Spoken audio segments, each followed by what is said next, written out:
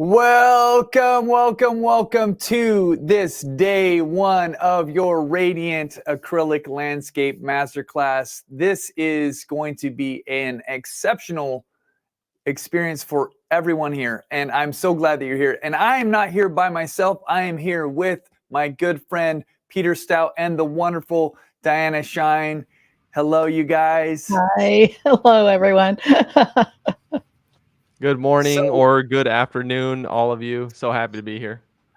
Yeah, we've got some of us it's still morning, here on the West Coast, but we know a lot of you, it's already afternoon for you. So happy afternoon. And we're glad to be together. So today is day one. We've got session number 2 happening on Wednesday, and Diana is going to be doing that on Wednesday, which is going to be super fun. We'll hear a little quick update from her in just a minute about that. And then Friday, so we got 3 live sessions. Make sure you've got it marked on your calendar. Today's going to be about bold brushwork and a lot about just how can we create that kind of bold, loose feel in our paintings. And on Wednesday, Diana, what do you have for us on Wednesday? We are going to learn how to be more creative with color, expressive with color, emotional with color, and how to just find some colors that are all your own, away from what you would normally think. Some people would go, how do you pick that color? How did you see that? How did you find that? And we're going to look at how to do that on Wednesday. It'll be really fun. Love it. That is awesome. And then Friday, we've got another session where I'm going to teach you about how a really cool technique I have to create a painting that's just full of light. You know how you look at art sometimes, you go like, how did they create that light? Well, we can't create light out of paint, but we can do some things to kind of create the illusion of light. And so that will be on Friday, so you don't want to miss that. Guys, it's so good to see you. Man, I just see so many people from all over who are already here. Peter, what do you want to say at the beginning of this time? Because this isn't our first rodeo. It's definitely not. It's definitely not. But what I can say, guys, is that Jen and Diana have put together some of the most beautiful demonstrations I've seen so far for our Radiant Acrylic Masterclass. So you guys are really in for a treat this time. I'm very excited. I see people from all over the world, North Texas, Kentucky, New York, Georgia, all over the place. Just so great. So happy to be here with all of you today. So yeah. Well, thank you for joining us, Diana, this morning, being here to say hi. And I'm going to jump right into my presentation because I know that you guys have a lot of anticipation for what's coming. So today's plan is we're going to just have a quick intro to the topic, a demonstration. We're going to give away a prize, and then we're going to do a Q&A. And this is kind of like the general plan for each of these sessions. We are in the first session. If you didn't see that already, hear that already, we've got 3 exciting sessions for you coming up. So make sure you check the calendar that is on the dashboard. So who is excited today, though, to be here? I just want to hear I'm excited out of you, because I know that I am absolutely thrilled. Every time that these master classes and challenges roll around, I'm so thrilled to do it. Yes, I see Born Ready Roar. Excited, so excited. Yay, very excited. Me. That's what I'm talking about, because I get excited for these too. And I just want to say thank you to everybody who makes these happen, because guys, this is a team effort. There's a lot of people involved to help pull off a masterclass. There's people who work behind the scenes. There's people who help you, like the moderators. They're going to be in the chat this morning. They're in the Facebook group. They're helping the whole team of Acrylic University people and the Acrylic University family who's all here. We just want to say thank you to all of you.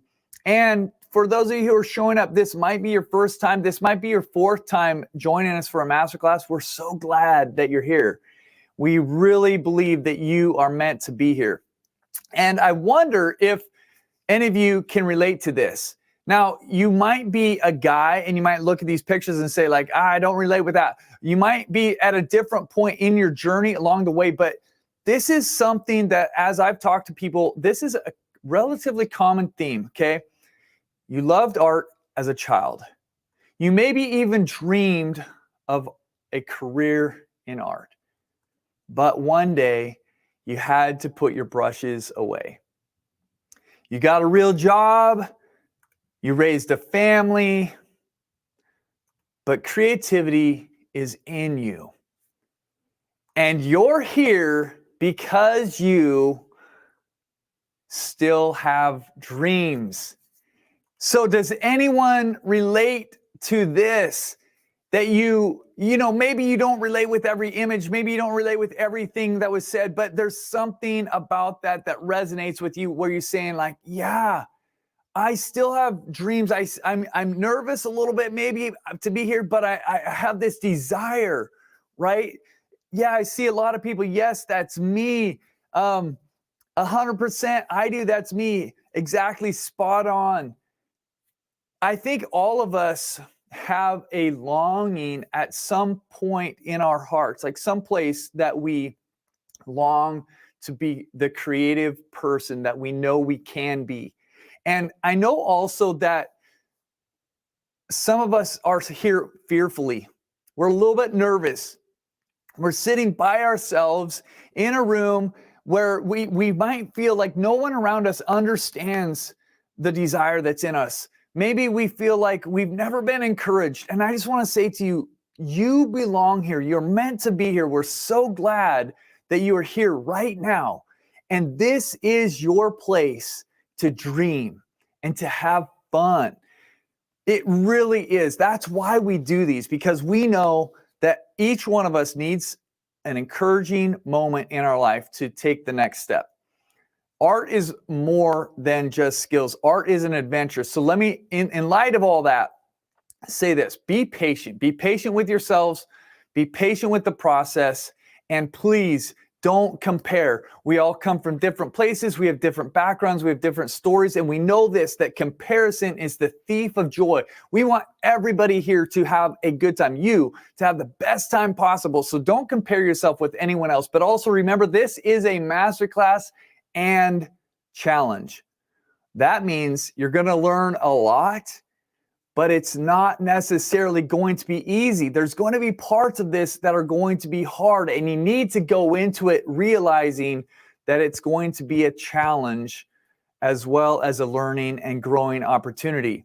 So let's encourage each other. Let's learn from each other. Let's grow together, and let's have fun. Can I hear you guys say, yes, I'm here and I want to have fun? Just shout out fun in the comment section here.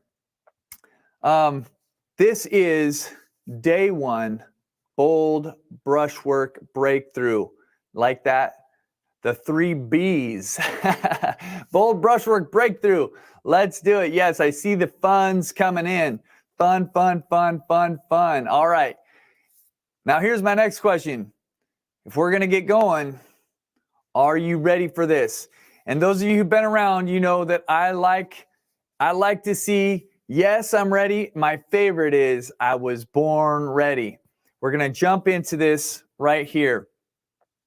So a lot of times I hear people say, I need to loosen up.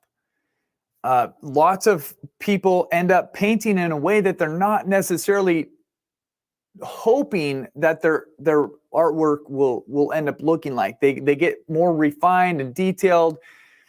And so the question I have for you is, if you want to loosen up, if you want to paint boldly, what do you think bold brushstrokes say about the artist?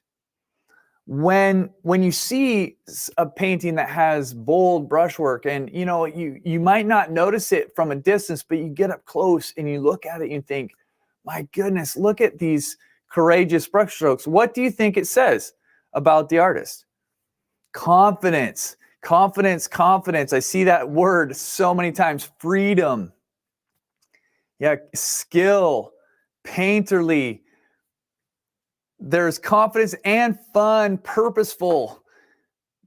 Yeah, I see the word confidence over and over and again. They are not afraid. They're not afraid. They're having fun. imagination, they're courageous, all these things that we want. Like if we think about those words, aren't those things that we all would say, yeah, I want that. I want to be courageous. I want to be confident. I want to be free in my work. So what does it take to become bold? This is what we want to feel like in our art. We want to be like a lion, but sometimes we paint like this, right? And the problems that we encounter when we paint very timidly, we don't know where to start, so we don't ever start at all. We start off small and scared. We get stuck after a good start. We're paralyzed by perfectionism. We don't know when or how to finish our painting. We overwork and we start getting way too detailed and we lose the freshness of our painting. Does anyone relate with any of those? I know that I relate with almost all of them. That's just a struggle that it's so common for us, right? So the question is, yeah, see, these are all too true. Yes, absolutely. I think that it's overwhelming, the amount of responses of people saying, I totally relate with that. So the next questions are, how do we get past that? How do we become bold? And really, how can we do it now? What if you could paint boldly now? Not in 5 years, not in 10 years, not after 100 more paintings, not after 5,000 more hours of artwork. What if you could paint boldly now? And I would like to propose to you guys that if you want to grow in painting more boldly, you actually need to make a decision. I love this quote from Georgia O'Keeffe. She says, I've been absolutely terrified every moment of my life, and I've never let it keep me from doing one single thing. It's actually a decision. So the question is, do you want to paint like a lion? Can you be that little kitten down there and look in the mirror and say, that's what I want? Type it in the chat. Yes, I want to paint like a lion. You can type roar in there. You can just say, I'm going to be a lion. I love it right now. Yes, grr, roar. I love it when we embrace that and we make that decision to paint like this. This is our goal. I want you to keep this image in the back of your mind as you're putting your paintbrush into your paint and you're putting it on canvas. This is the goal of this lesson. And the idea is that brushwork is a choice. It takes intention, it takes effort, but you can paint with boldness if you do those things. If you have the intention and you put in the right effort. So what you're going to get out of today is what I believe is the absolute easiest way to create paintings that are characterized by bold and courageous brushstrokes. Listen, some of this might be fake it till you make it. You might have to make the decision that you're going to act in a certain way when you're painting and apply this method before you actually feel like you're bold and courageous. But if you do this, this is the technique. Use your biggest brush as long as possible. Look, that's not so bad, is it, right? Type that in the chat. If you can just do this one thing, use your biggest brush as long as possible, I can almost guarantee that your paintings are going to be bold and loose and courageous just by changing that one approach. So type it in the chat. That ain't too bad. Yeah, easy. I want to roar. I can do that. It's so true. Use the biggest brush as long as possible. That's all it is. So guys, we're getting to this place where we're going to jump into this. but I want to make sure that all of you know where to go to get all the replays, any reference photos that you need. There's so much information right here. If you go to acrylicuniversity.com/the word radiant, acrylicuniversity.com/radiant, that takes you to the dashboard. And again, that's where you can find anything that you need, homework sessions, the reference photos, everything that you need. And a quick reminder here is that you don't need to paint along with me. In fact, you can just relax, watch, and paint later. And that's kind of what we recommend. If you have the chance to just sit and watch this through straight, paying attention, give yourself 100% of your attention to this video, to watching me demonstrate it, kind of put it in your mind, and then go back later and do your own painting, your own version of it. Sometimes we find that's a much easier way for you to do it because you're not rushing and feeling like you have to keep up with me or anything like that. You can actually just watch through, and then you can go right back, start your painting, and you can pause, stop, rewind as much as you need when you're actually doing your painting. So are we good to go, you guys? It is time for the demonstration. So Peter, let's roll that. We'll see you on the other side. Okay, so we've got a gray tone canvas here. And my goal for this painting is to use my biggest brushes for as long as I can. So I've got a number 20 here, and then I've got a number 12 here somewhere. Oh gosh. Hey Jed, real quick, I just need to switch from, just letting everybody know, I need to switch from Wi-Fi to Ethernet so that there's not this like kind of hitchy okay, kind of laggy playback. It'll take me like 2 seconds. I'll be right back, guys. No worries. okay, no problem. I'm going to just sit here for a minute, and I was just about to try to download that demonstration myself because I was thinking the same thing. But Peter, that's a good idea. We'll just get that hooked up for you so that you don't have to hear any hiccups. But you know what, you guys? I think it's actually good that you see us having a little hiccup here, right? What happens is we want everything to go off without a hitch. We want everything to work perfectly. But just like this, there's a little, something we have to figure out. It's the same thing with your painting. Like, what you need to do is just learn to be a little bit flexible and let your painting speak to you and keep moving forward. I think, are we ready, Peter? Yes, we are ready. Okay. All right, guys. Thanks, Jed. Enjoy this, everybody. Okay, so we've got a gray tone canvas here, and my goal for this painting is to use my biggest brushes for as long as I can. So I've got a number 20 here, and then I've got a number 12 here. Somewhere I have a number 16. This is not my favorite brush, but it works just fine. And I'll use these for as long as I can. Probably this one the most, because it will still cover quite a bit. Maybe this one too. Now, for my drawing, though, I'm going to do something different. I'm not going to use that. I'll go over my colors with you here. You can see them on the screen, but I have cadmium yellow light. This is cadmium orange. This is permanent rose in Winsor and Newton. It could be called quinacridone red or quinacridone magenta in a different brand.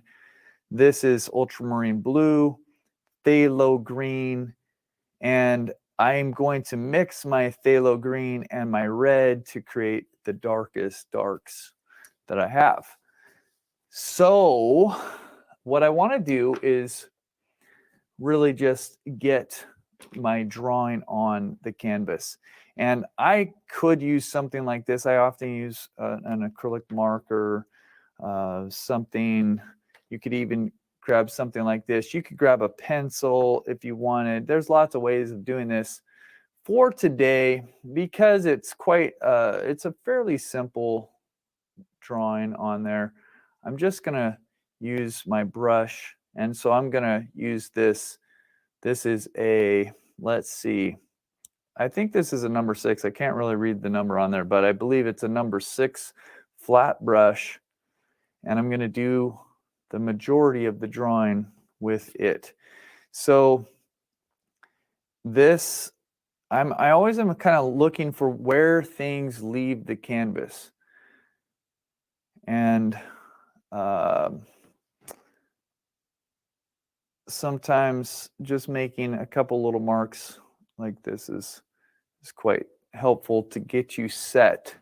So we know that this tree kind of comes down. There's a bit of airy nature to this.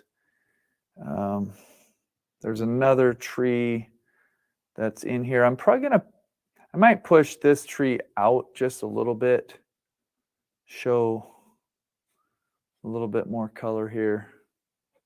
It leans a bit. And then this tree comes down. And actually, I'm going way farther than it is in the, see, this is why it's good to, if you want to be accurate, you might want to take a little bit more time than I am right now, but I'm not so worried about the tree being exactly the right size or anything like that. Although I could change my mind if this gets, if the design gets thrown off too much. And then there's some brush underneath right in here. And that kind of comes across, and there is a shadow all the way across. And I'm going to raise this up a little bit, I think, to make more room. That comes over, and then there's this line of trees. And I might also make that just a little bit taller. So we got the trees that come all the way over, and that's basically the design right there. So what we're going to do is really quickly, we're just going to jump into our dark colors. And this is, I think that I'm just going to use this brush. It's big enough. It's a number 12. It's big enough for us, and I don't think it's going to, I think if I use my biggest brush, there's only a certain amount of places I'll be able to use it, and then I'll just switch to this brush anyways. So I'm just going to start with this one. So we're going to come in, and we're going to bring all this dark, and you can see because I've got phthalo green mixed with this permanent rose that there's, you might not be able to see it super well, but there's actually quite a bit of color in this. And I'm mixing in a little bit of this orange, which is making the color a bit more brown, kind of a little bit more green into it. But I'm trying to, I'm using big blocky brush strokes. The goal of this is, how can we have some freedom with our brush strokes? How can we not get too caught up in all the details? There's plenty of time if you do want to add details that you can. But most of us don't struggle with not putting enough details in. Most of the time, if I was to talk to anybody, they would say, I struggle with putting in too many details and I want to loosen up. So we're thinking about boldness today. How can we be bold with these colors, with these values, with these brush strokes, with everything that we're doing? And really, a lot of this on the top is going to be reflecting some of that sky. So I'm adding some more blue in. And we'll just keep going. But you can see I'm still thinking about variety. I'm still thinking about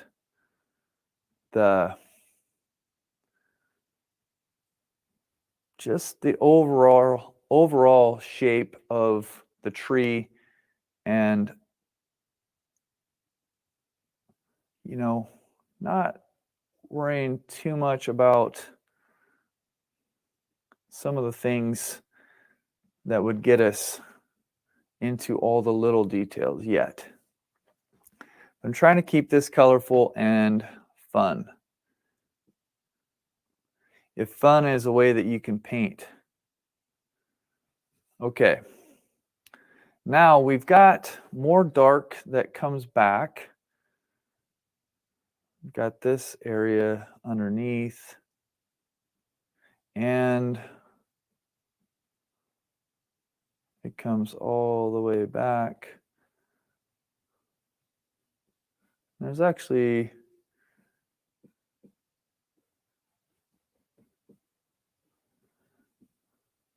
fair amount that goes up into this tree here also. And this shadow, as it comes out, it lightens up a little bit. So I'm going to add a little bit of white to it, but hopefully keep it fairly dark. We'll just take it all the way across.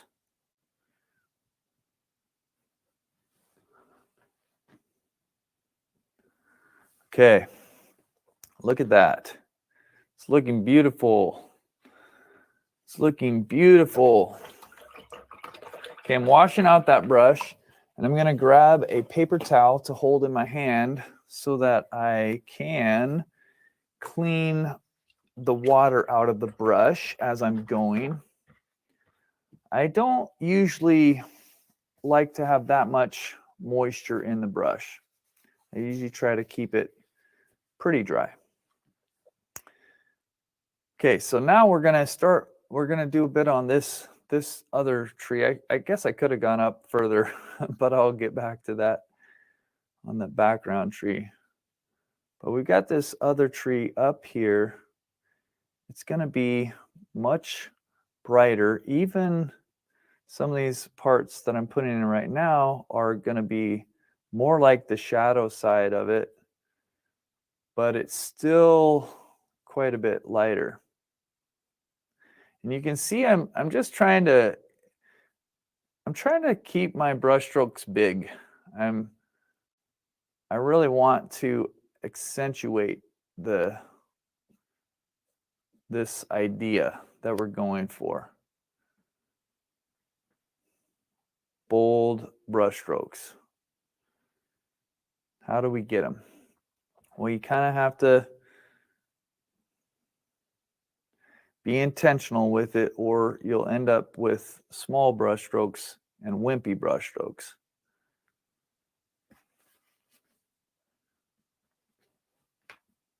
So there, like I said, there's some of this shadow that's still going in.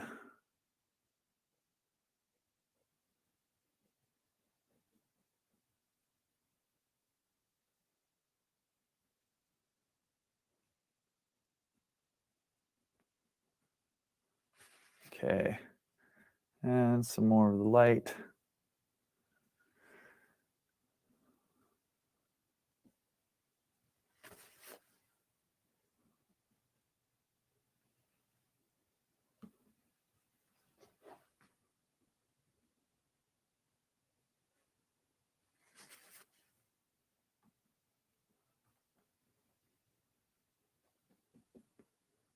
Okay, so I think that's good enough for this part of this, I think. And the gray that shows up as the background color, it doesn't bother me at all. And we'll come up here and finish out this corner. Got a little bit more of this back tree to put in. And I'm just grabbing different variations, right? You can see, grab a little bit of orange, a little bit of blue, just trying to make it interesting, right? I mean, we're going to come back into this later. We're going to paint some of the sky into this, and it hopefully isn't going to be too much negative painting. We have most of our shapes here already, but this is going to change eventually.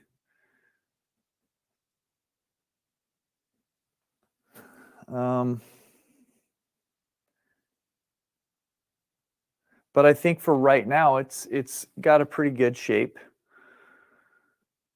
And this, I'm looking at this, there's a line that kind of comes through here. I didn't say lion, I said line. That just made me think as I was looking at the tall grass, oh, did I say lion? I didn't mean to. No, I didn't say lion, I said line. But I really kind of like this pattern in the grass because it makes my eye go back up into the painting a little bit. So we'll put that in, and then we'll start building out some of the grass. So it doesn't all have to be super bright. Some of it can be just like this. It's almost like a gray color. I added a little bit of yellow into it, but it's mixed in with some of the violet underneath. And it really is coming across kind of like a nice grayed down grass color. So that's going to be in some of these shadow areas a little bit more. And like as it's coming up out of the shadows. And as it goes,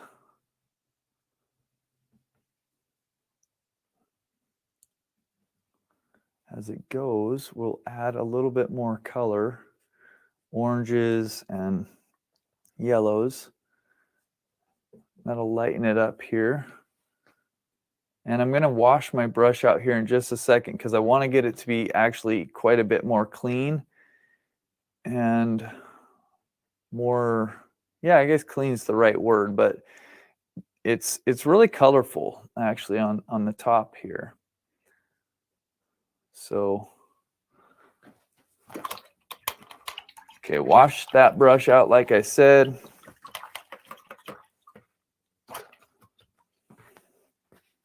Dry it out. And then let's grab some of this clean color. A bit of the yellow, a bit of the orange, and a tiny bit of white. See how much brighter this is now, all of a sudden. I always think it's interesting because as you start on a gray background, you have, it's just like starting on dark background of any color. It could be black, it could be gray, it could be something, but a lot of times if it's dark, you think something's kind of light until you see something really light next to it. And now we're starting to see the brighter values here. Colors, lighter values, brighter colors.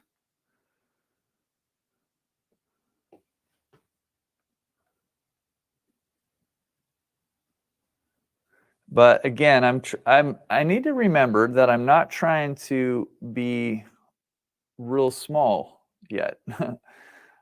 It's easy to start making small brush strokes. And what I'm really going for here is bold brush strokes. We're limiting ourselves to this bigger brush. And we're going for bold, confident brush strokes.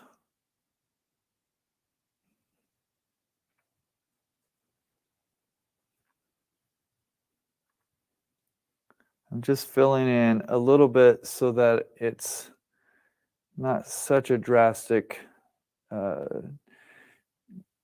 transition from the grasses that are in the light to the grasses that are in the shadow.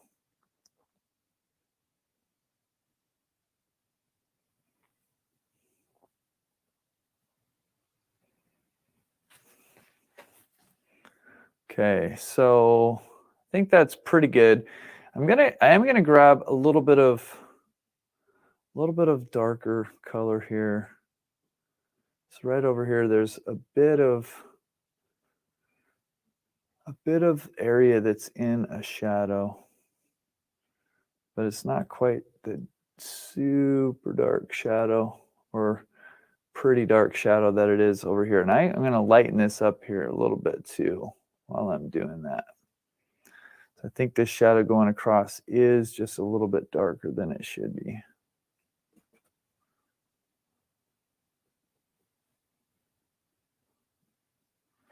Okay. So there's some nuances in here that we could see about trying to work on lightening up a little bit, just putting in. Okay. I want to break up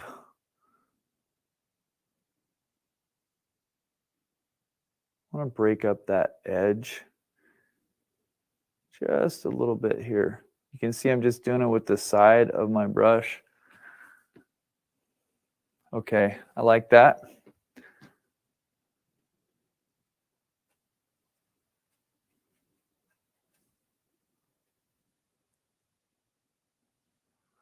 Okay, now let's come. This color for back here, there's another section of light that comes through. We're going to make some bold brush marks here also. And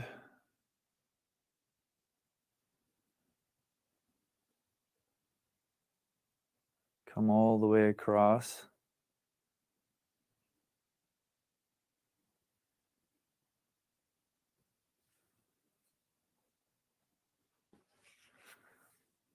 And there is like this smaller, thinner line in there. If you feel like you're up for putting it in, you definitely can. I don't know if I should try. I guess I just did try.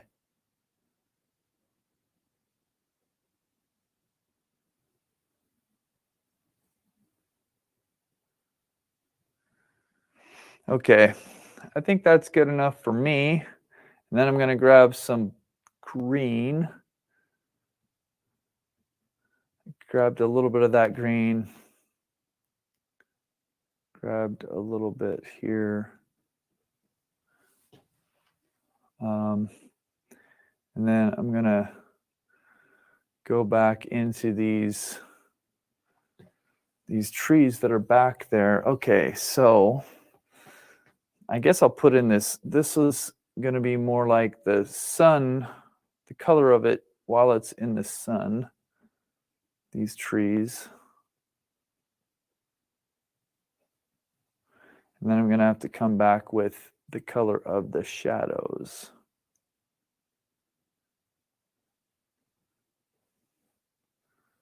But I'll start with the sunny side. And then let's grab some blue. We'll push these back a ways with this blue. Make the shadows. It should help it feel like these trees are back in the distance a little bit.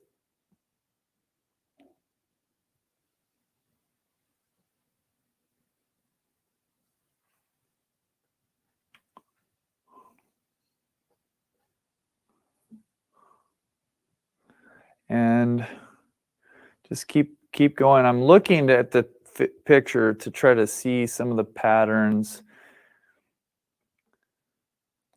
Where are the trees? Where are the shadows? And I'm just using the side, like the big edge of my brush. Nothing too fancy about brushwork.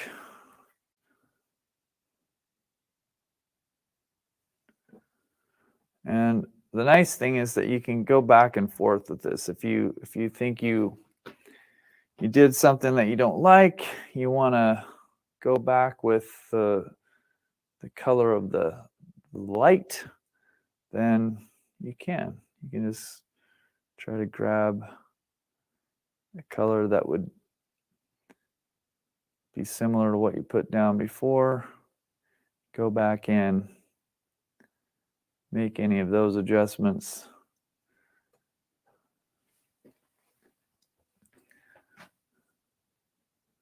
What I'm seeing is on the bottom, often there's these areas that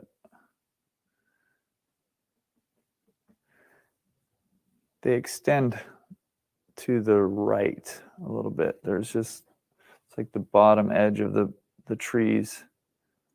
So sometimes a little bit more shadow down there. Okay, I don't love it. I don't love some of these shapes yet, but I think I'm gonna move upward. Okay, I'm washing out the brush one more time. Don't know if I should say just one more time. Doing it again.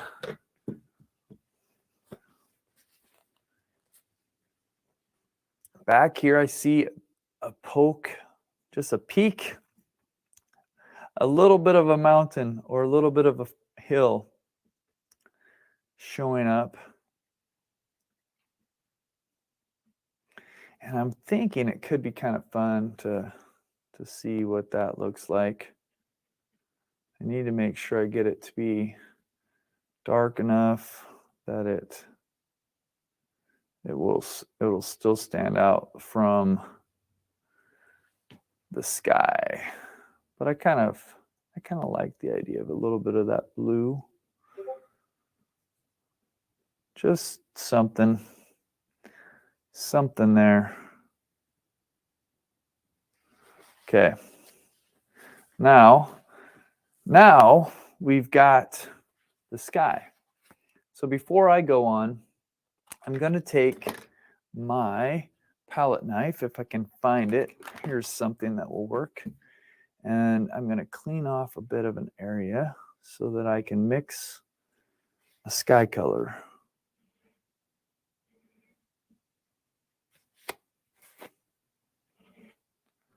So let's see what happens with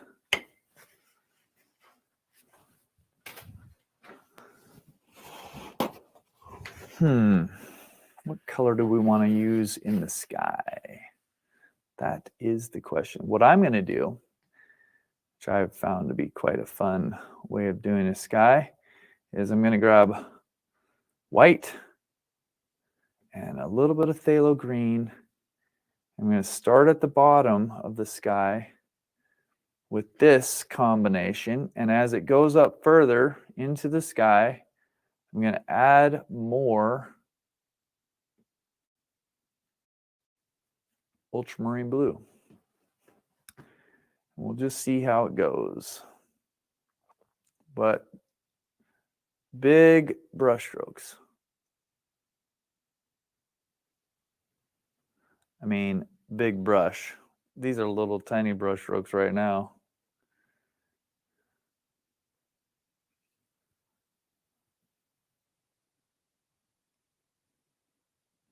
Okay, I'm going to cut down this mountain a little bit back there. Make it slightly smaller.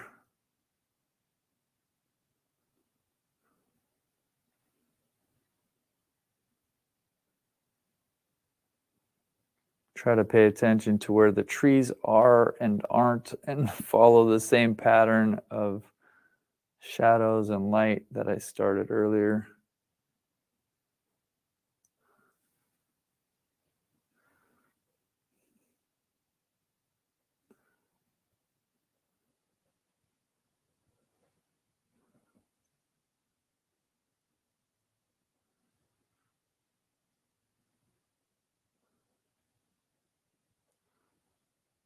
Okay.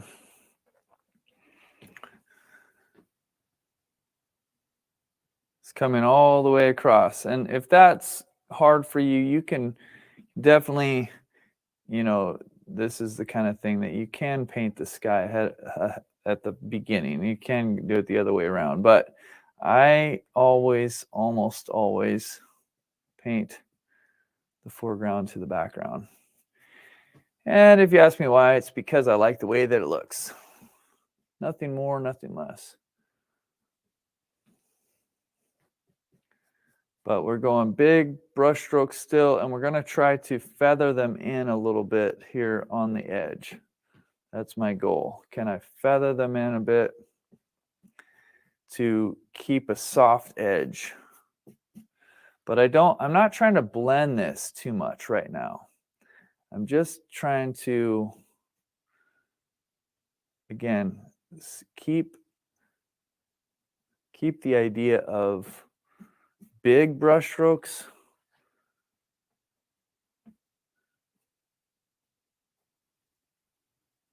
and at the same time let them be kind of soft edges. I want the tree to not feel like it's the side of a barn. I want it to feel like there are small needles or branches or leaves or whatever. But trees are usually soft when they touch the sky. A lot of soft edges.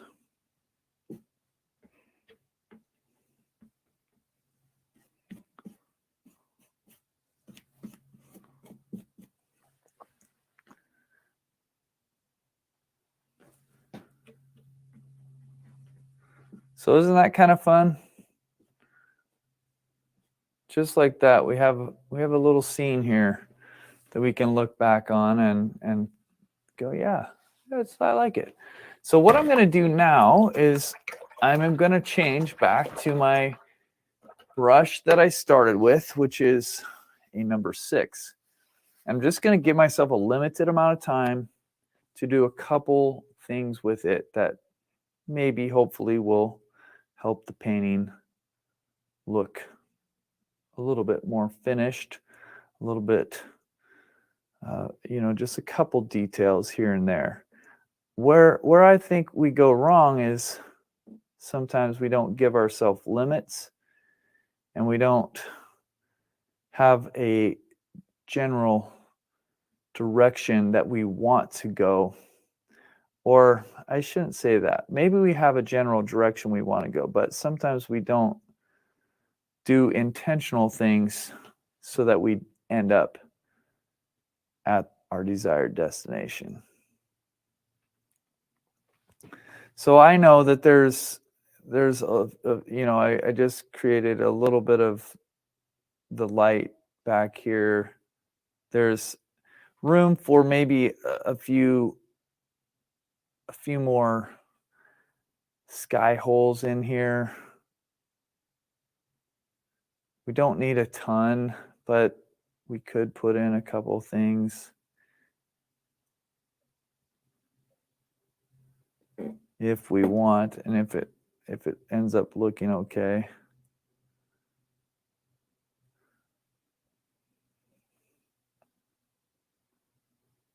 This is where you got to be thoughtful and got to be kind of careful.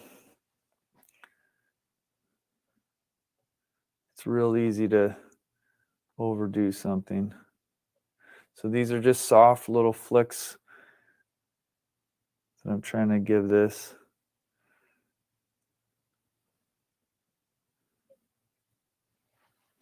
And that's probably actually all I want to do there. I'm going to look at the shadow part of the tree now and see if there's anything I want to do on this part to, I don't know, add a little bit more form. I can see maybe I could do some things, but I actually really kind of like a lot of the brush strokes that are there already, and I really don't want to do too much. So it's actually pretty good.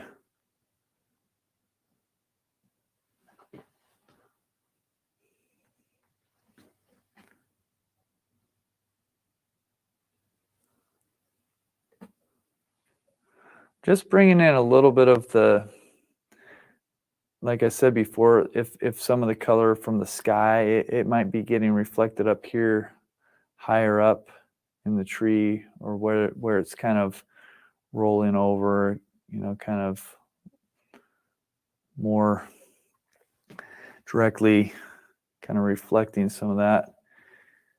So that's why I'm doing some of that.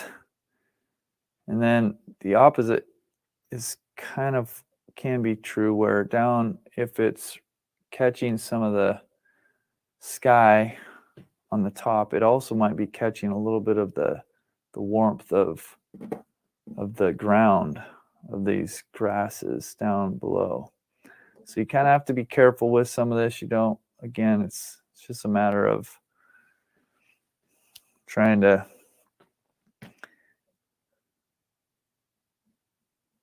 make something, trying to make it believable and accurate. But I think I'm probably just going to be done with a lot of this, because I don't know if I'm actually making it any better. Don't mind some of these brush strokes up here, but I really don't think I need to carry on too much there.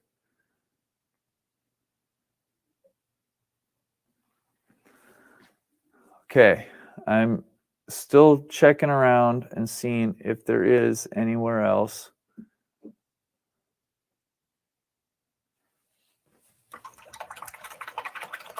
I think one thing that I'll change is a couple of these trees over here look like they've got these really skinny tops that don't make that much sense. So let's get rid of some of that.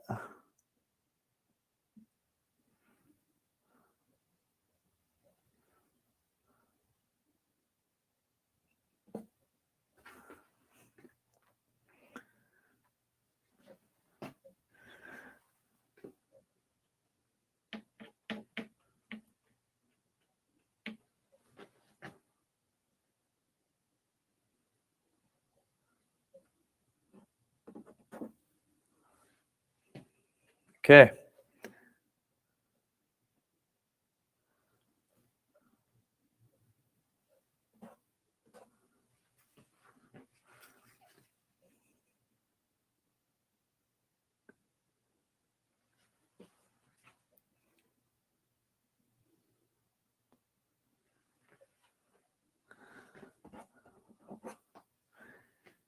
Yeah, I think I like it. Let's come back into the sunlit areas one more time.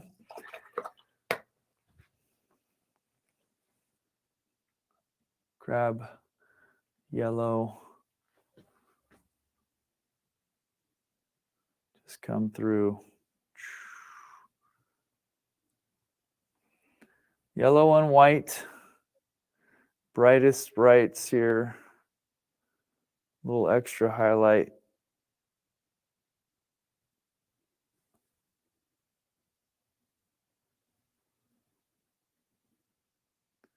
Don't need too much of it,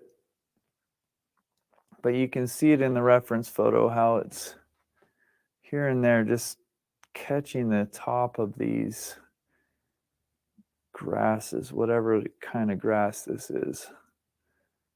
Probably wheat or something that somebody will be able to tell me.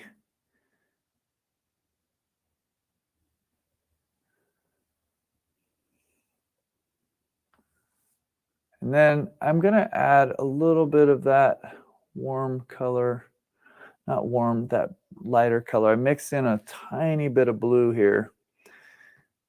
But this back here, it's pretty bright. It's pretty bright.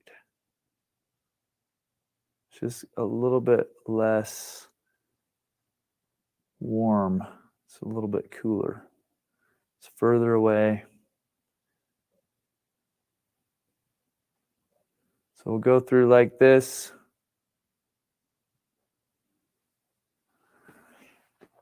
And look at that, you guys. I like it. Just like that, we have a scene, we have a painting, there's something we can stand back and look at. We can feel pretty proud of. No matter where we are, no matter what our painting looks like at this stage, we're taking a step forward with courage. We're doing our best, and we're having fun.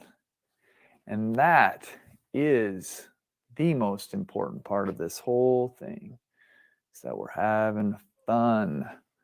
Okay, I think I like it. I think I'm done. There you go. Thanks for joining me. All right. So I know that there were some questions that we weren't able to get to. At least I think I saw a few questions that came through, but I'm so well, gosh, like I read a few comments, and I know that like some of you are like, I was hoping for more instruction. I was hoping for this or that. This is what I'd say to you.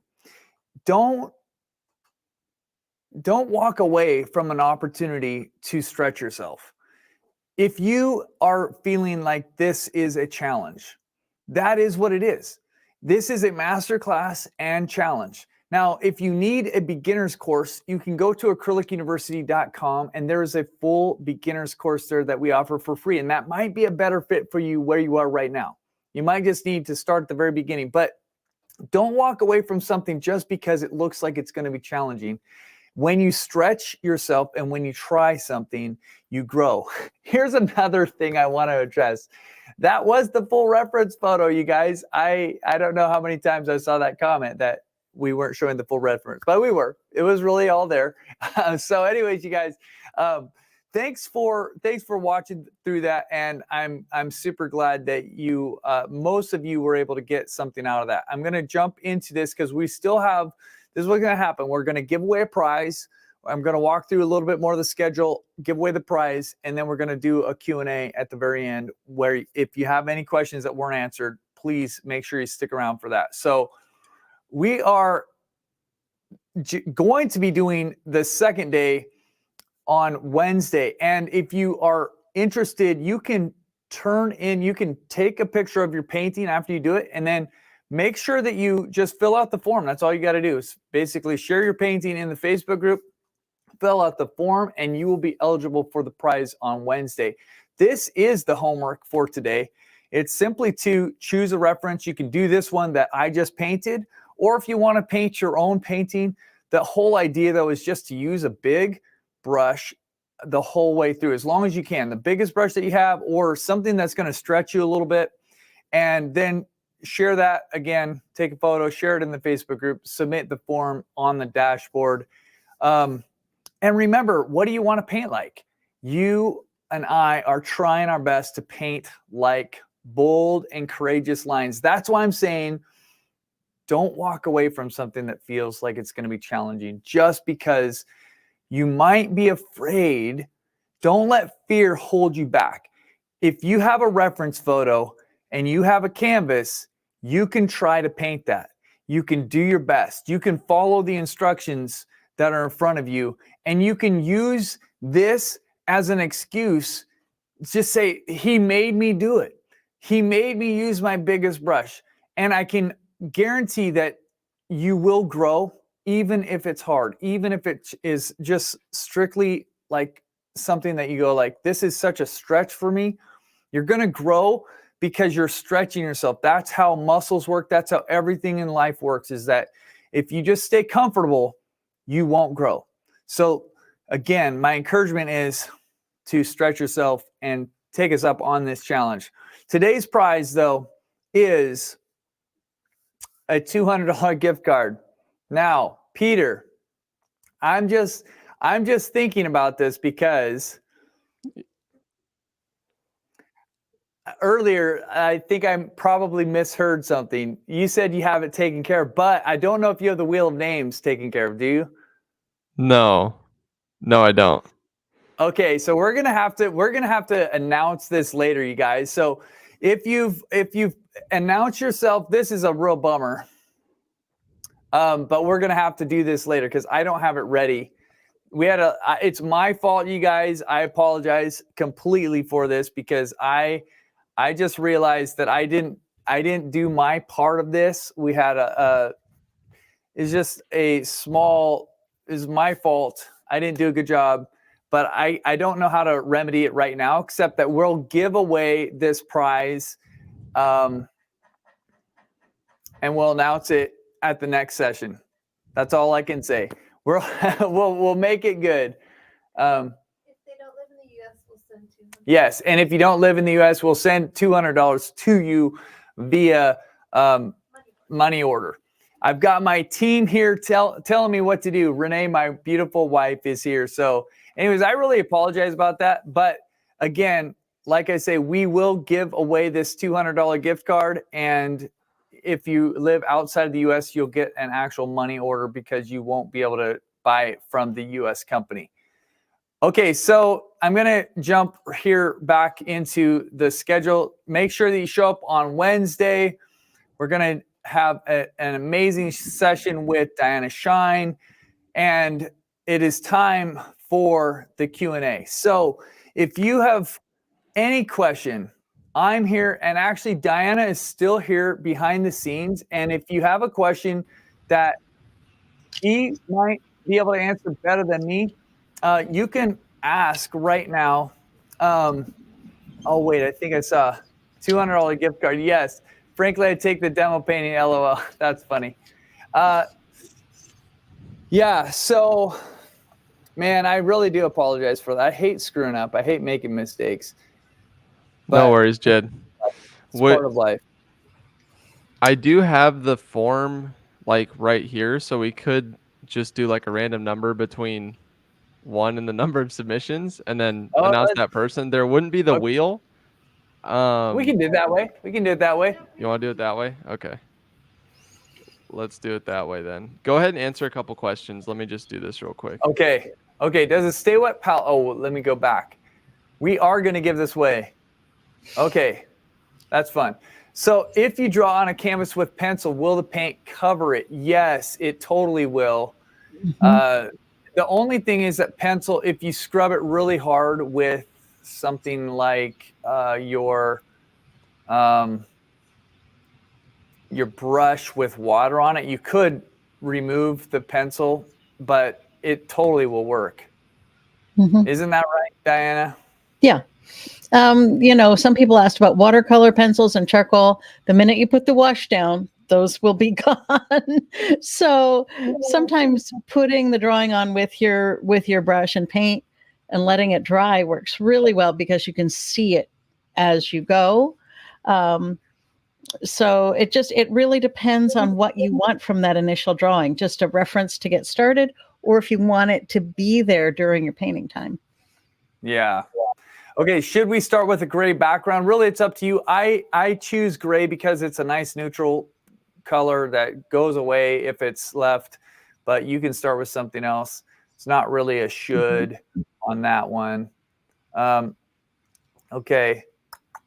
Is your gray tone based on the palette colors? Not really. It's mostly just based on if I don't know what to tone my canvas and I want it to be easy for everybody to know, I just say gray because it's easier for me to plan ahead to paint on a gray canvas than try to figure out in a big class like this what color it should be. Okay, Peter. Cool. Real quick, I want to get to. Uh-oh, we lost Peter. Peter just Okay, I'm going to answer another question. When and how do you register for the more online courses? Okay, well, okay, go Peter. Oh man. This I is- just wanted to get to this question real quick. I meant to grab it and I refreshed my page. Anyway, for those of us not on Facebook, can we just fill out the form saying we did our homework to be eligible for future prizes? I think all the future ones, yes, you can. You can just fill out the form. Yeah, as long as you do the We painting. trust you. We trust you that you're not going to, make up the fact that you did the painting. Yes. I saw a really funny question and I wanted to answer it. Someone said, can you Yeah, use go for it. alcohol to paint in acrylics? And my answer is only if you drink it. Alcohol will break the binder. Don't use alcohol in your acrylics. That's funny. So yeah, don't use alcohol when you're painting. And Okay. better not drink it either, or you'll be really bold and not in a good way. For sure. That's funny. So the winner of the $200 gift card / money order, if you live outside the States, is Audrey Barclay. So Audrey, if you're not here right now, that's okay. We'll reach out to you. But if you are here, definitely shoot an email that way. But congratulations, Audrey, for winning your prize. Good job, Audrey. Super, super glad that you won that. Yeah.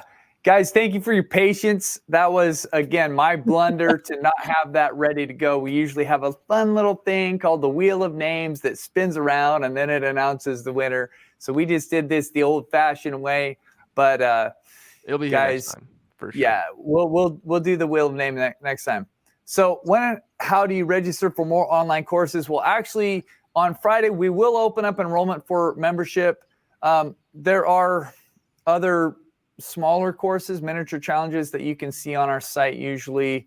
Let's see. And the beginner course is there. I already did mention that, Renee, but yes, there is a beginner course on acrylicuniversity.com. If you need a refresher or a place to start in your journey of painting, it's actually really good. Total, like you don't have to paint it at all to be able to go in there and feel comfortable saying, okay, I don't even know what tools to have. I don't know anything. It will give you the groundwork for starting to learn how to paint, and it will be a good place for you to start. Yes, here's a question. How was Indiana? I was just in Indiana last week. It was really good. What are the best acrylic paints to buy? That's a bit of that's up for debate. I mean, you ask anybody and everybody has preference. So I know I love right now, I use Winsor Newton professional grade acrylics. That's what these are here. And Diana, you like to use a lot of what? Golden and Winsor Newton. But really, anything that's a professional grade, not a student grade. That would be a better choice. There's, depending on where you live, there's different availabilities of brands.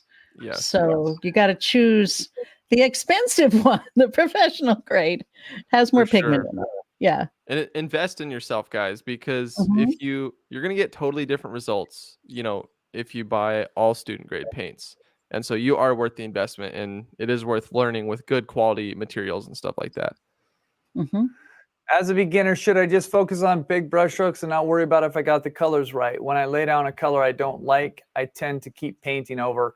That's a really good question. And I would encourage you to, I would say in this, I would agree. I would say probably I would concentrate more on the shapes and the big brush strokes on this lesson and try to get the values. Like, so if you see that big tree and it's dark, try to just make sure that your colors are close to the right value, it's dark in there. And then worry about the actual color mixing more on Wednesday, because that will be a lesson for you that will be more helpful related to color. Yeah. Here's one. My shoulders hurt when I paint. How do you take care of your posture? That's a good one. So do they, you'd have to like see what your posture is now. When my back was hurting, I had to get my tabaret up so I didn't bend over improperly.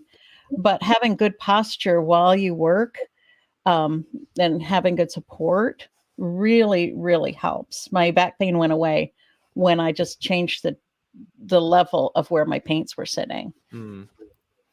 Cool. Does this class show more painting today? No, that was it. That was the full on painting that you saw. So nothing more to show on that one. Do you paint the background gray and with what? I have some gray varnish actually. It's right here.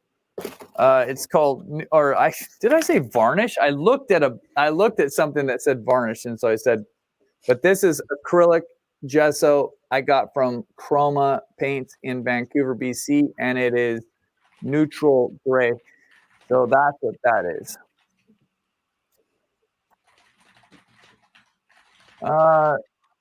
Does it make a difference what the subject is for our example? I think you're saying for your painting, you can use any reference photo that you want for this. Yeah. So just find it does something. Not have to be Jed's. No, it doesn't have to be the same. And you can just try to find something that you think, I think I could go for that and do it with a big brush. Probably in my mind, I'd keep it a little bit simpler, not try to paint, a super intricate little detail kind of painting, because that would probably end up being frustrating. Totally. It does not have to be a landscape. No, definitely not. And then where's the replay? So a few people are asking about this. So the replay will be right here at this exact same spot. So literally like right now, you could even go back and watch back in the stream by moving the little bar and going back, or you can just sit here, wait till it's done. The replay will be available on YouTube. It'll also be on the dashboard at acrylicuniversity.com/radiant. And they'll be up on our YouTube channel for the next week or so until next Wednesday. And we'll also be sending an email afterwards, so you shouldn't miss it. Yeah, perfect. Somebody said, how do you decide how big the brush should be depending on the size of your canvas? And that's a good question, because I think it totally depends on the size of your canvas and kind of the size of the subject matter in your canvas or in the scene. But like I have a number 20, and I don't know if you noticed, but I never actually used it. I said at the beginning, like, I don't think I'm going to use this very much in this scene anyways, so I didn't even use it at all. And I went immediately to a number 12 brush that I had, and it wasn't this one. This is a number 10. So the one that I was using was a number 12. It's a little bit bigger than this. But I figured that the size of the painting was 12 by 12. Maybe that's why I chose a brush size number 12. But it was big enough to kind of allow me to make fairly gestural brush strokes. That was kind of what I was thinking about there. And somebody else asked this: when you feathered in the sky by the trees, do you gently tap your brush? So I just want to show you, like, I don't tap it like that, but I will just kind of drag it lightly, like really lightly with the very kind of the tip of the brush, because I just want a little bit of the paint to come off. I don't want to be pressing it in and getting, all the paint off the brush. I just want to be dragging it a little bit lightly. And so it's not so much a tap as I'm pulling it lightly over the surface. Cool. Let's see. No, neither of them we won't be using a retarding agent or anything like that for any of the demonstrations. Someone asked, how do you paint sunlight through a tree or like through the trees? And you're going to want to stick around for Friday's lesson, because we're going to talk about that. A technique you can use to do that. So it's very cool. Gene, I registered twice, but I've never received an email reminder with the link. Any suggestions? Check your spam, and if you still can't figure it out, go to or send an email to support@acrylicuniversity.com. It's possible that you unsubscribed from us in the past or something like that. and that can kind of mix things up. Okay, how do you strive as an artist? This is an interesting question. Diana, do you want to, I don't know what she means, except I'm thinking, what would you say to her? Or Well, the definition of the word strive here, but I think the way I would interpret it is you get to work every day. I mean, I work hard at what I do. I practice, and a lot of times I will practice not with a finished painting in mind. I will practice two colors together. I will practice brushstrokes. I'll practice a new tool. I will get out a new tube of paint color and see what it does with other colors. And that is one thing. And then the other thing is to stretch your creative voice so that you're trying things you've never tried before.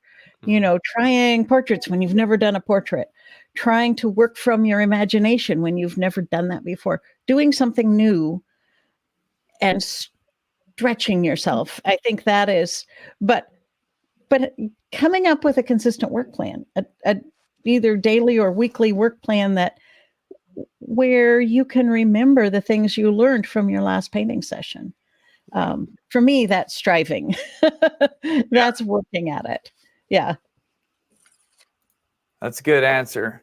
If I can't attend Wednesday, will I still be eligible for today's prize? Yes. So if you do your homework and you turn in that form, you will be eligible for Wednesday's prize. Yes. Do we need to paint the canvas gray? Whoops. No, you don't have to, but I forgot. I already answered that one. Can I see the reference picture one more time, please? Peter, could you put up the Radiant reference again? Just, I mean, not the photo, but the link. Yeah. Everything is there, you guys. Everything is there. I know some of you come in at different points to this live stream, so you might not hear so it. not everyone has. Yeah. But make sure that you make note of this and go to that. That is going to be your place for all the reference photos. Yeah, everything is there. Everything is there. I see Sandra asked, where's the form? It's there. Go to that. www.acrylicuniversity.com/radiant. Go there. It's there. Yeah.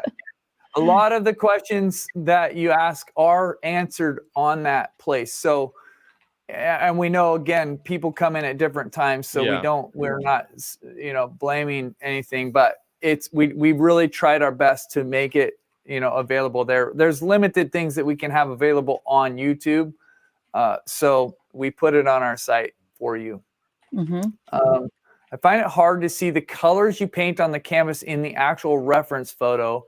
Any suggestions? That's a good question, Anthea, because what I do is I see colors, but I kind of will take the colors that I see and I usually kind of exaggerate them a little bit. So if you are outside, you'll notice things more than you can see in a reference photo. And what you want to do is start walking around with the eyes of an artist and start looking at the world around you and trying to observe what happens when something is in the shadow. Where is the reflected light? Some things that you see us do in a painting, you might not notice right off the bat, but as you train yourself to look, you'll start seeing things. And that's really what's happened for me over time, is that I've noticed things that people have painted, or that I think, wow, how did they do that? And then I start looking around and I start realizing, oh, they actually do see something there. I just never noticed it before. Yeah. But yeah, go ahead, Diana. Reference photos are interesting because they go through a camera, which may or may not be put to the right settings. Then they go through your computer, which may or may not have the right colors in the screen. And if you print it, then it goes through a printer, which has, 3 colors in black. So the colors aren't nature. They aren't real. You're looking at a reference photo and the colors are totally not real. If you've ever gotten vacation photos back and gone, that's not what I saw. That's what I'm talking about. So you tap into your memory, you go outside and you look, you tap into your emotion and paint your emotion about the color. because the reference photo colors are just reference. They aren't real. Yeah. Yeah, it's a big thing to learn. I'm just going back. Okay, are the brushes you use soft? Yes, these are Princeton Catalyst brushes, and they're fairly strong, but they have a soft end. So I like them because they're a good combination.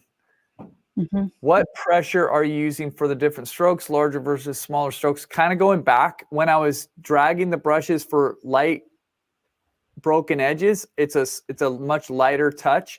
And if I'm really trying to put down paint, I'll scrub it in more and press harder. Your paint is so juicy. What paint brand, any medium use? I don't use medium, and the brand is Winsor Newton Professional. So that's what I was using today. Yeah, heavy bodied paint. Heavy bodied. Does the color of the drawing matter? Not really. It will show through if you want it to, but it really doesn't matter in my opinion. Diana, do you draw with different colors, or do you usually use like black or what? I try to use like a dark color that'll show up under my underpainting. But it doesn't matter. And I change my mind about it depending on the mood I'm in. It's a painting by painting decision, and there's no right way and wrong way, no correct answer and incorrect answer. It's just get that drawing down. Right? Just do it. Totally. And what you find in art is that you have the ability to cover everything, especially with acrylic paints. You can cover it, you can leave it, but if you need to cover something up, you can just make sure you go through and cover it. Quickly, what size was the canvas? It was a 12 by 12, and it was a panel. How would you finish this painting with a top coat? Yes, I would use something like a spray varnish. I don't have any in front of me right now, but I usually use a Winsor Newton gloss spray varnish. And hey, I appreciate those of you who gave me encouragement. Don't worry about making a mistake. There were several of you who said something like that. And Leela, you said you paint fast. And I agree. That's one of the reasons that we say you don't feel pressure to try to paint along with me. We try to keep these demos to a certain length of time so that if you need to go, you can be done with this at 90 minutes. We want to be done and out of here so that you don't have to hang around all day. If you want to hang with us, hey, we're happy to answer questions and do all this. But we know a lot of people have responsibilities. Some people are taking their lunch break at work to join us for this. And we appreciate that. So we want to honor your time. But we don't want you to feel pressure that you have to keep up with me. I'm going to be painting. Wasn't time-lapsed or sped up or anything like that. That's just me painting, but I'm kind of moving. And I kind of know where I'm going with the painting from the beginning because I've done it 100 times. You guys might be starting out and you might not have as much painting experience. And so don't put pressure on yourself to try to keep up with me. If you want, that's why we say you can start it later and you can do it in like 10-second increments, like play it for 10 seconds, see the brush strokes, and then pause it and then start it up again. And that will be a lot easier for you to keep up with. Okay, I'm going back down. Okay, Diana, do you want to answer this question? What's the reason for toning the canvas anyways? Well, some people like it. It's completely optional. Some people like to tone the canvas so that you get rid of the white canvas so that it's not as imposing.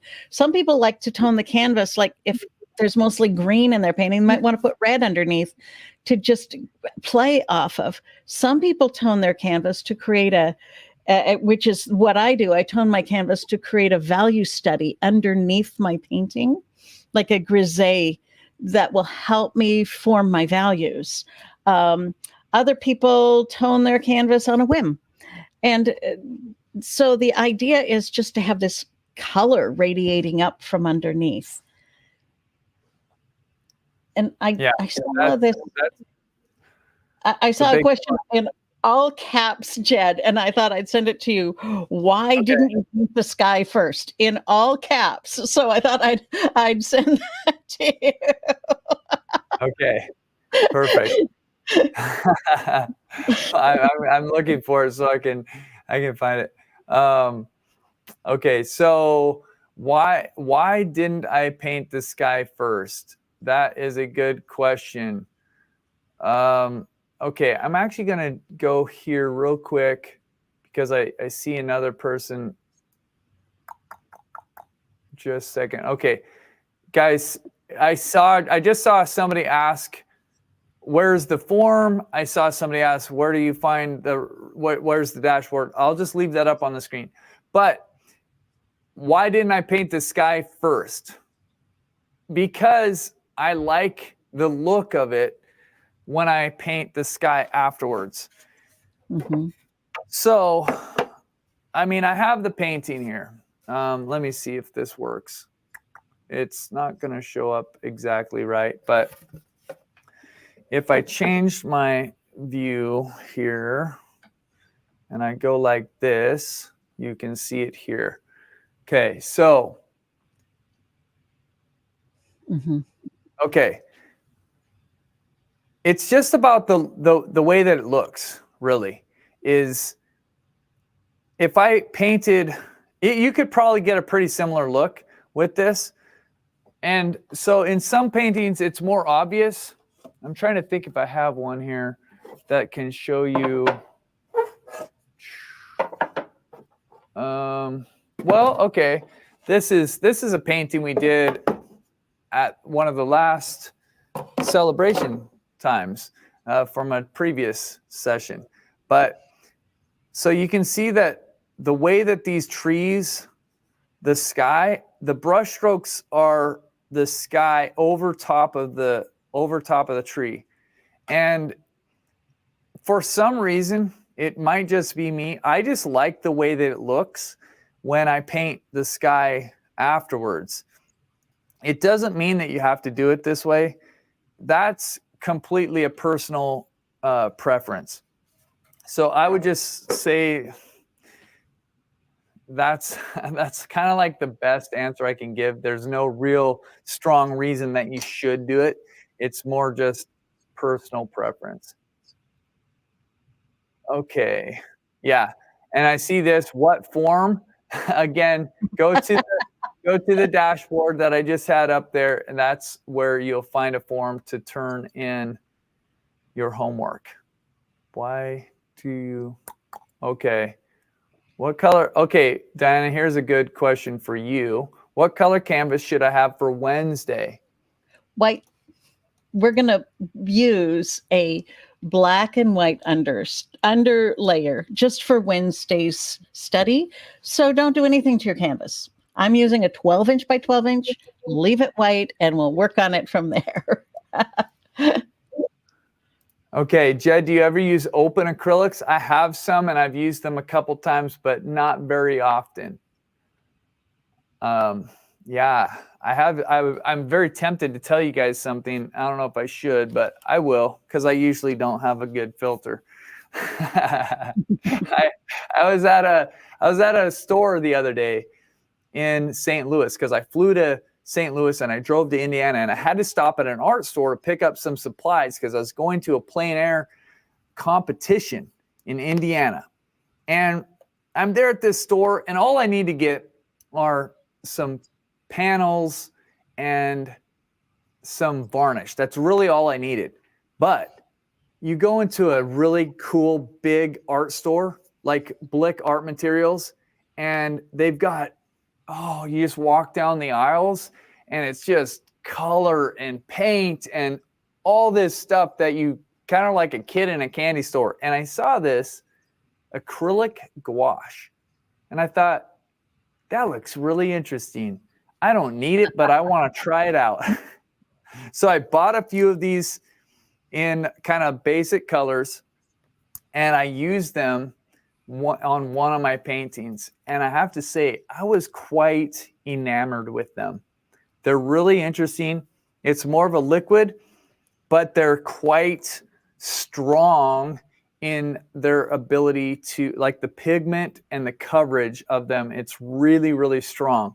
So anyways, I don't use golden open acrylics, but I have tried acrylic gouache now, I can say. I've never tried them before. But they're pretty fun to work with. Okay. I don't know, Peter. I don't know if you see any more questions. I know I've fallen way behind. I'm like hundreds of Right. Yeah, I mean, the truth is we could be here for a long time answering questions.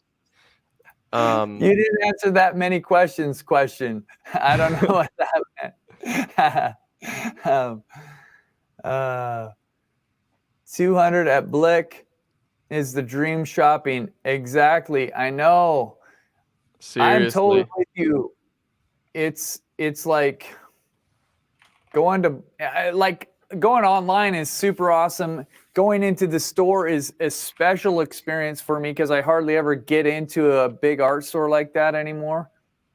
I mean, it really is like being a kid in a candy store. Okay, let's throw this. Where can you find the form? Right here, you guys, right there. That's where you find it. Yeah. And if you click on homework, it's going to be the first highlighted form. So go to the dashboard, click on homework. It's going to be that first highlighted form. But yeah. Mm-hmm. Okay. Yeah. Thank you guys. Okay. Yeah, I see this. Let me answer a couple more questions here because I see a few down here at the very, very bottom. Is phthalo green like Viridian? Yeah, I think it is. Diana, do you know? I know that when I first was painting, somebody recommended Viridian, but that was their oil color. Right. And then when they were doing acrylics, they recommended phthalo green because that was what they thought was the equivalent. Phthalo is brighter than Viridian. It when you mix it with yellows and when you mix it, it just gets that really super spring green color. And Viridian is slightly duller.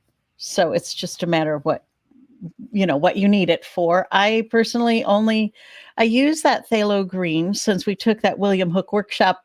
But it just like in the skies and stuff, I really like to mix most of my greens from blues and yellows and, Yeah. I can get more nuancy that way, but I love your use of turning it into your black, into your dark. I will take that. That's my takeaway today is using that for my black. Yeah, that's fun. Yeah. I'll show you guys here the homework because somebody was just asking for this. Choose a reference photo. Yeah, good idea. Paint the scene. Be bold. Use your big brushes. Then take a photo of your painting. Share it in the Facebook group if you're part of it. If you're not part of it, you can just tell us that you did it, that you did the painting, and then submit the form on the dashboard. And again, the dashboard is the place that we've kept showing you, acrylicuniversity.com/radiant. And that will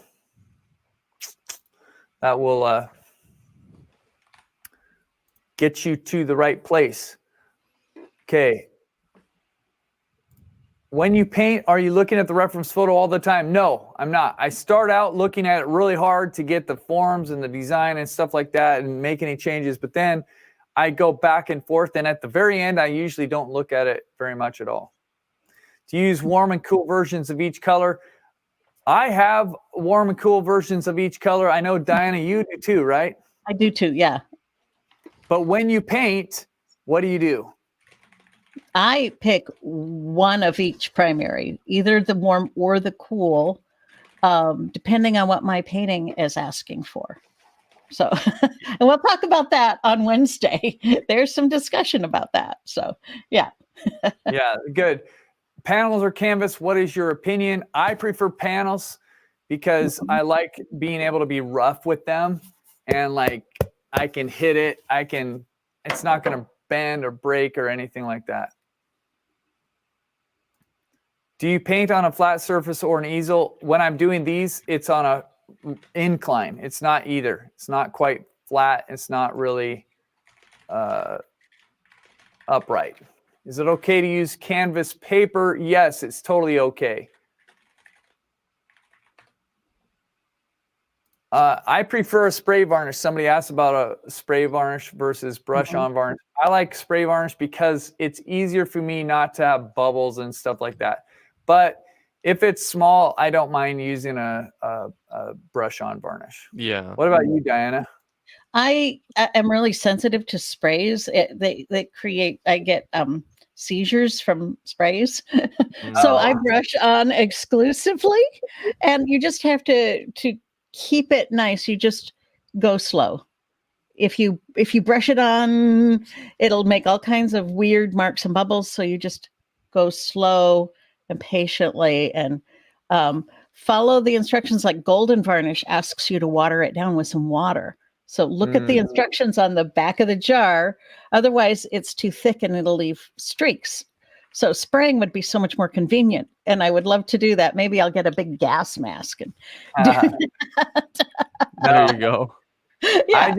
If I was more patient and if I read directions, I probably could brush it on.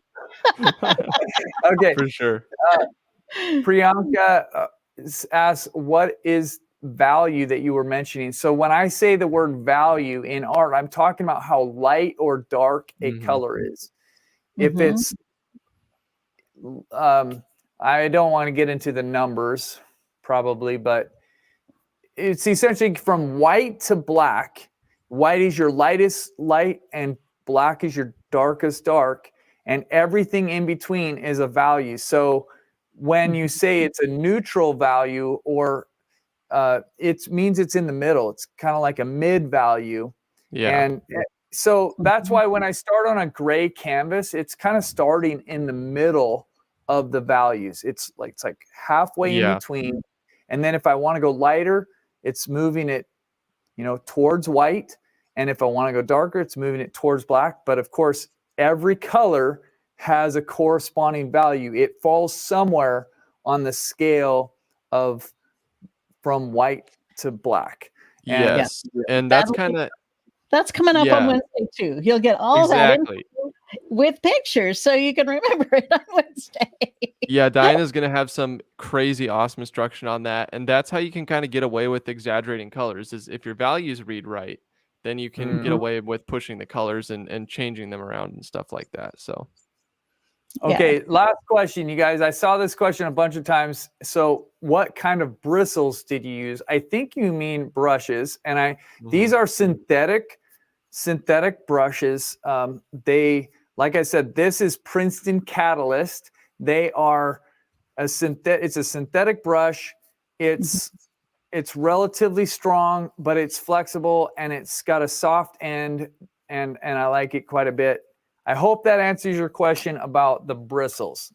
You guys, we love you and we believe in you. We are so thankful that you are here and that you've been part of this.